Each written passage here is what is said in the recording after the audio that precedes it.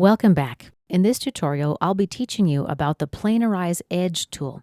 The name tells it all with this tool. It basically flattens curved edges. Let's activate the tool. It's on the Form Edit panel. Select my curved edge. Now select the plane I'll use for a flattening tool, XY, and let's click OK. We'll undo that. Activate the tool again. Let's select the curved edge.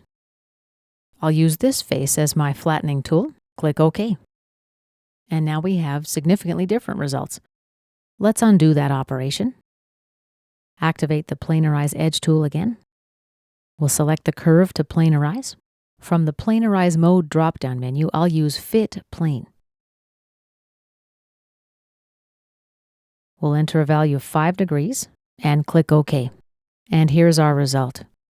This concludes our tutorial on Inventor Fusion's Planarize Edge tool.